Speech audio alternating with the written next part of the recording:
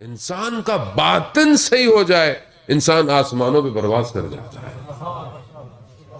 انسان کی توجہ ہی چھوٹی سی جگہ پہ پھنسی ہوئی ہو آدمی کیا کرے گا؟ جانے محترم وہ بہت ضروری ہے. یہ مہینہ یہی طاقت دیتا ہے. یہ بالکل اس کی مثال علامہ مصباح یزدی رضوان اللہ تعالی علیہ فرماتے کہ انسان کی مثال پرندے کی جیسی ہے. پرندہ اڑنا چاہتا ہے لیکن پنجرے میں قید ہے، اڑ نہیں پاتا. کہا بالکل انسان بھی ایسے ہی ہے. انسان پرواز کرنا چاہتا ہے لیکن اس کا بدن اس پنجرے کی طرح ہے جس نے اس کو روکا ہوا ہے. وہ فرماتے ہیں کہ یہ مہینہ ماہ مبارک انسان کو یہ توفیق دیتا ہے کہ وہ اس بدن کے پنجرے سے آزاد ہو جائے. آزاد ہو جائے نا. حلال کھانا رکھا ہوا ہے، نہیں کھانا. کیوں نہیں کھانا؟ ابھی افطار نہیں ہوا. کتنا آدمی یوں دیکھ رہا ہوتا ہے 1 منٹ رہ گیا، پہلے کر لو، 2 منٹ پہلے کر لو. نہیں. کیوں؟ حکم پروردگار ہے.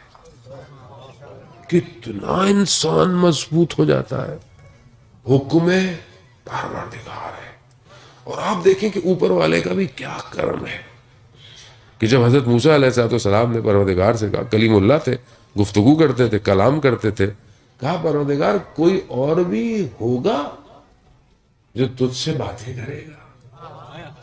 تو پروردگار نے کہا ہاں موسیٰ، آخری امت کے کچھ لوگ ہوں گے کہ وہ مجھ سے باتیں کریں گے، اور جب وہ مجھ سے باتیں کریں گے تو میرے اور آپ کے درمیان تو حجاب ہے، ان کی اور میرے درمیان میں کوئی حجاب نہیں ہوگا. کہا وہ کون لوگ ہوں گے پروردگار؟ کہا وہ روزے دار ہوں گے جو وقت افطار مجھ سے گفتگو کریں گے. کہاں پہنچا دیا پروردگار نے کہ روزے کا وقت جب آپ افطار کر رہے ہوتے ہیں، ہمیں تو بڑی جلدی ہوتی ہے روزہ ٹوٹ نہ جائے، یہ بھی کھا لو وہ بھی کھا لو. تھوڑی دیر اگر آپ اس لمحے میں اپنے آپ کو کنیکٹ کر دیں، بس یہی چاہتا ہے پروردگار. اس کو ہماری بھوک اور پیاس سے کیا ہے؟ وہ تو رابطہ چاہتا ہے. تو یہ رابطہ کر لو کسی طریقے سے. جانے یہ مہینہ روح کو کمال پہ پہنچانے کا مہینہ ہے. اور اگر یہ روح کمال پہ نہیں پہنچی پھر کوئی آپشن نہیں ہے. پورا سال کوئی آپشن نہیں ہے. جو شب قدر میں اپنی مغفرت نہ کرا پائے، روایات معصوم کی، چھٹے معصوم کی روایت، جو شب قدر جس کی مغفرت نہ ہو پائے تو وہ روز عرفہ کا، شب عرفہ کا انتظار کرے. بدنی انسان کو نصیب ہو کے نہ ہو. جانے اس مہینے میں بدن کو چھوڑ دے. یہ کھانا ہے وہ کھانا، اچھا ہے اللہ نے حلال دیا ہے کھائیں. توجہ اس پہ رکھیں جو دسترخوان خدا نے لگایا ہے. یہ دسترخوان تو ہم لگاتے ہیں، جو دسترخوان خدا نے لگایا وہ کیا ہے؟ وہ عبادتیں ہیں، دعائیں ہیں. ہر روز کی دعا، ہر نماز کے بعد کی دعا، دعائے افتتاح، دعائے سحر، دعائے ابو حمزہ، قرآن کی تلاوت. یہ ہے، یہ خدا کا دسترخوان ہے. اس میں سے کتنا ہم اٹھا رہے ہیں روز پوری نہ پڑھیں آپ، تھوڑی تھوڑی پڑھیں، لیکن پڑھیں تو صحیح. ایک آیت کی تلاوت پورے قرآن کی تلاوت کے برابر ہے. جانے صرف تلاوت کریں نہ، تلاوت کریں ثواب ہے، لیکن سمجھیں بھی صحیح کہ خدا کیا کہہ رہا ہے. یہ بھی تو ضروری ہے. قرآن حفظ کر لیا، وہ آپ ہی کے ادھر ہی آس پاس کے، میں بہرحال بہت زیادہ پاکستان آتا نہیں ہے تو اس معاملے میں بہت لوکیشن مجھے صحیح طرح نہیں پتہ ہوتی، کہ تسبیح پھیری دل نہ پھریا کی کرنا تسبیح نو پھیر کے ہو. تو آپ بھی قرآن حفظ کیا ہوا ہے، پڑھے جا رہے، پڑھے پتہ ہی نہیں ہے کہ پڑھ کیا رہا ہوں. وہ کلام کہ جس سے بہتر کوئی اور کلام نہیں ہے دنیا میں، وہ جو انسان کے گوشت میں مل جائے تو انسان کو کہاں پہنچا دیتا ہے. وہ کہ جسے نیزے پر میرے ارباب نے پڑھا ہو، وہ کلام کیا کلام ہوگا۔ اس طریقے سے پڑھے۔ علماء قرآن پڑھتے تھے، میں یار ہم تو طالب علم ہیں، وہ بھی ٹوٹے بوٹے سے، قرآن کی آیتیں پڑھتے تھے، ان کی آنکھوں میں آنسو جاری ہو جاتے تھے۔ ظالمان، الا بذکر اللہ تطمئن القلوب، آگاہ ہو جاؤ، اللہ کا ذکر دلوں کو اطمینان دیتا ہے۔ یہ اللہ کا ذکر مجھے اطمینان کیوں نہیں دے رہا؟ میں کیوں اتنا مضطرب ہوں؟ کیونکہ میں نے اپنی تاروں کو جوڑا ہوا ہے۔ یہ باہر تاریں ہوتی ہیں، اب تو جو نئے شہر بنتے ہیں اس میں یہ زمین میں ہوتی ہے، نیچے ساری الیکٹریسٹی بھی نیچے ہوتی ہے، گیس بھی نیچے ہوتی ہے۔ ابھی ہمارے یہاں تو کسی چھوٹے شہر میں چلے جائیں نا، جو ٹیلی فون والی جو کھمبا ہوتا ہے نا، اس سے پتہ چلتا ہے کتنی تاریں جڑی ہوئی ہیں، سمجھ نہیں آتی تار کس کی ہے۔ ہماری زندگی بھی اتنی ڈسٹرب ہے، ہم اللہ اکبر کرتے ہیں نا نماز میں، ساری تاریں کھینچنا شروع کر دیتی ہیں، پھر بھول جاتے ہیں دوسری رکعت تھی تیسری رکعت تھی، پھر یہ سوچتے ہیں کہ میں سوچ کیا رہا تھا دوسری رکعت میں، تو انسان کہتا ہے اچھا یہ تو دوسری رکعت تھی بھائی، ابھی تو چوتھی۔ میں اپنی بات کر رہا ہوں، خدا نخواستہ آپ کو نہیں کہتا۔ اتنا پھنسا ہوا رشتوں میں، دنیا میں، ایک چیز ہے اس کا شکر کم اور 10 چیزوں کی تمنا لیے بیٹھا ہوں۔ سائیکل نہیں تھی تو سائیکل چاہتا تھا، سائیکل مل گئی موٹر سائیکل چاہتا، موٹر سائیکل مل گئی گاڑی چاہیے، فلانی مل گئی تو تھوڑی لمبی چاہیے، لمبی مل گئی تو تھوڑی اونچی چاہیے۔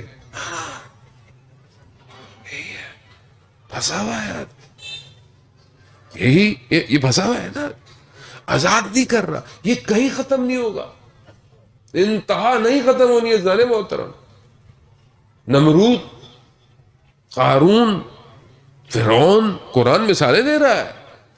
یہ کیوں دے رہا ہے قرآن؟ ان کی مثال ہے کہ یہ ختم نہیں ہو رہا تھا ان کے پاس سب کچھ۔ قارون کے خزانے اتنے تھے کہ پتہ نہیں کتنے اونٹوں پہ تو صرف چابیاں ہوتی تھی اس کی۔ کدھر گیا خزانہ؟ شداد 300 سال تک جنت بناتا رہا آدمی، مگر جنت میں وہ نبی وہ اللہ نے بھیجا کہ بھائی اس کو تبلیغ کرو، سمجھاؤ، سب معاف ہو جائے گا۔ اس اللہ معاف ہو جائے گا تو کیا ہوگا؟ کہا جنت ملے گی۔ کہا جنت ملے گی؟ کیوں جنت میں کیا ہے؟ کہا ایسے باغ ہوں گے، ایسے محل ہوں گے، ایسا کچھ ہوگا۔ اس نے بولا یہ کون سی بڑی بات ہے، میں خود بنا لیتا ہوں۔ اس نے 300 سال میں بہترین جگہ، کہتے ہیں دمشق کے آس پاس ہی ہوگی کوئی جگہ، وہاں لی اور 300 سال لگے۔ 300 سال بعد جب وہ آیا تو اس نے دروازے پہ دیکھا کہ کوئی ایسا چہرہ ہے جو اس نے پہلے نہیں دیکھا تھا کام کرنے والوں۔ کہا تم کون ہو؟ کہا میں ملک الموت ہوں۔ کہا کیوں؟ کہا تمہاری روح قبض کرنے آیا۔ کہا مجھے اتنی تو اجازت دو کہ میں اندر چلا جاؤں۔ جب وقت آ جائے، ایک پاؤں زین میں تھا، ایک ہوا میں، روح قبض ہو گئی۔ یہ ختم نہیں ہوگا، کبھی ختم نہیں ہوگا۔ باپ ساری زندگی محنت کرتا ہے کہ میں اولاد کو کچھ دے دوں، اولاد کے لیے کر لوں، اولاد کے لیے کر لوں، ختم ہو جاتا ہے۔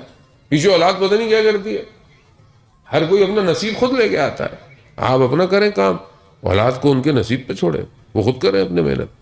آپ اپنی آخرت کا انتظام کریں، اپنی زندگی میں اپنی آخرت کے لیے خود کچھ کر کے جائیں، کوئی کچھ نہیں کرے گا۔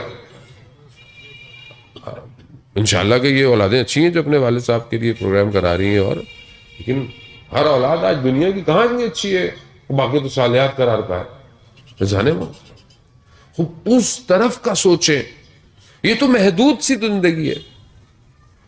حضرت آدم، حضرت نوح، بڑی لمبی لمبی حضرت نوح سے روایات میں ہے کہ حضرت نوح کے پاس جب حضرت اسرائیل تشریف لے کر آئے تو دھوپ میں تھے لیٹے ہوئے، تو جب آئے تو ان کا مجھے چھاؤں میں آنے دو بس۔ اور جب پوچھا گیا، بات معصومین سے یہ روایت ہے کہ پوچھا گیا کہ یہ کتنی زندگی تھی؟ 2500 سال، 2500 سال، 2500 سال زندگی تھی۔ پوچھا کیا تھا زندگی میں؟ کہا دھوپ سے چھاؤں میں آنے کا نام ہے زندگی۔ یہاں تو زندگی اب تو زندگی چھوٹی ہو گئی ہے نا. اب تو کووڈ کے بعد ویسے ہی ہم مشکل میں آئے ہوئے, کرونا کے بعد, وہ ویسی خوراکیں ہماری, ڈپریشن. آج جوان کو بلڈ پریشر بھی ہے, جوان کو ہارٹ اٹیک بھی ہوا ہے, جوان کو شوگر بھی ہے. کیوں؟ زندگی اتنی سی زندگی ہے, اور ہماری آپ زور دیکھیں زندگی کے اندر کتنا چل رہا ہے. اور جہاں ہم قرآن کہہ رہا ہے کہ ہم فیہا خالدون, تم وہاں ہمیشہ رہو گے, وہاں جہاں ہمیشہ رہنا ہے وہاں کے لیے ہمارے پاس کیا ہے؟ جی پلاٹ لے لیں, کالونی بن رہی ہے پنجاب میں, تو سارے کھیت ویت کاٹ کے کالونیاں ہی بن رہی ہیں. تھوڑے دنوں میں تو یہاں پہ صرف گھر ہی گھر ہوں گے, کھیتی باڑی ختم ہو جائے گی پنجاب میں. اور آپ کہتے ہیں جی میں نے فلانی جگہ پلاٹ لیا, اچھا پھر ابھی وہاں بنیادیں ڈلیں گی, ابھی وہ میں وہاں چھت ڈلے گی, پھر گھر بنے گا. کیوں؟ جو اچھی جگہ ہے ہم وہاں رہنا چاہتے ہیں. اچھا اب ہم وہاں جائیں آپ, اور آپ نے پیسے دیے ہوں کسی کو کہ بھائی اتنے سال میں آپ کا گھر تیار ہے, اب وہاں جائیں تو وہاں صرف بنیادیں ڈلی ہوئی ہوں. بولا یہ کیا کیا؟ کہا کیوں؟ کہا بھائی ہم نے تمہیں پیسے بھیجے تھے گھر بنانے کے لیے. کہا بھائی جتنے بھیجے تھے اس میں یہی ہو سکتا تھا. تو قیامت کا جو پلاٹ ہے اس کو ہم نے خود بنانا ہے. قرآن کہہ رہا ہے کہ جو تم کرو گے ساتھ لے کے جاؤ, اور عمل انسان سے پہلے پہنچتا ہے.